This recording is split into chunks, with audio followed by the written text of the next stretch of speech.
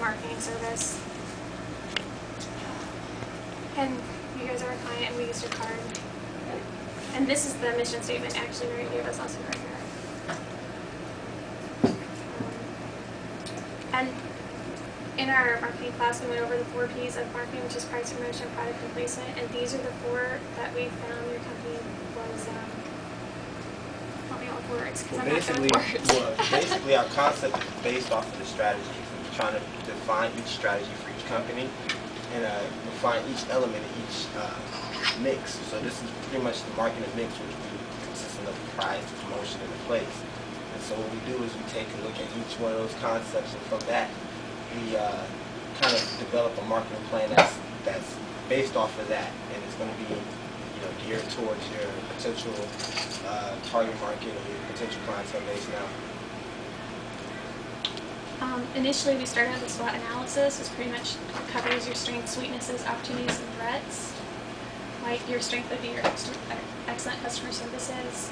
Your weak and those staffing and those sides of capability. Opportunities would be regional growth, and your threats would be like social media, Facebook, Twitter, a lot of things a lot of other companies are getting into. See, the good thing about when you look at a SWOT analysis, true enough, it has the key terms, weaknesses and threats, but those necessarily don't mean that per se. These are always opportunities, and these are always things that can be built upon. And, just because another company is using them, we're mom and pop, and we know most people. Yeah. Exactly. This side matters very little to Yeah.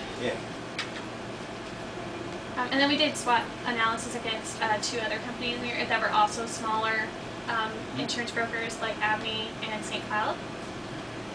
And they also kind of, if I can go back, our marketing objectives for the plan would be to increase consumer awareness, to let people know that you're here, reinforce loyal customer retention, develop specific knowledge on available target markets, which is just pretty much us researching what kind of demographics we have in the area, and to develop a more effective promotional strategy. And it was kind of interesting that you talked about the difference between those service brokers and stuff. Because that was one of the main things that we talked about in class, is that being that it was a product from the service sector, it was a little bit harder to define. For us personally, as a project, everybody else is doing like Starbucks and Taco Bell, so they had prices, and we're like, no, ours is a service. And this just basically goes over the need recognition for the marketing process. Let's see, information search. Let's get some more.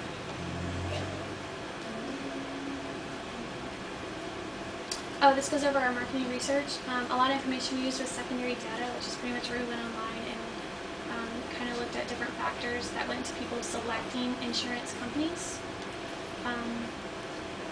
This is some of the demographics for the St. Cloud area that we just researched. Some of the results that we came up with from the surveys that we asked around, that was basically our demographic questions right there. And then kind of the questions were based on people that either did work with a smaller company like you as opposed to a bigger online company where they just go directly to their website, sign up. And most people preferred, that's our data from the questions, but many people preferred the family-owned insurance services over the Fortune 500 companies. Price was the major factor in their selection. It was more personable to go in there and talk one-on-one with somebody as opposed to having to sit on the phone, waiting for customer service, being transferred. Exactly. Some of the ways that we thought might help you, that's kind of just the psychographics of the area, the benefits of the smaller, like we went over face-to-face customer service versus the online, the quality and availability.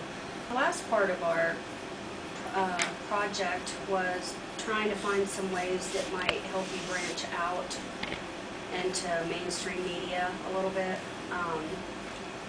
That depends on, like you said, you don't necessarily care to get into the bigger technology part of it. There are outlets out there, though, in case you're interested. And I see some of those symbols and things there, but please understand, I'm a computer Neanderthal. And, Well, yeah, most people are, and maybe it might be worthwhile to have somebody on your payroll that deals strictly in like social like media, social media, basically, Facebook, and but like how you were saying, like a lot of by you guys having such a big clientele base already, and not so much more of a loyal client base. You guys can offer different things. You know what I'm saying? So it's like maybe you guys can offer bills and stuff online to maybe clients that have Facebook, whatever, instead of making a Facebook page and stuff and trying to get out there and reach out to other clients, but make it more accessible to clients you already have. So right. And it's just a suggestion based off of what we've learned in class this semester. So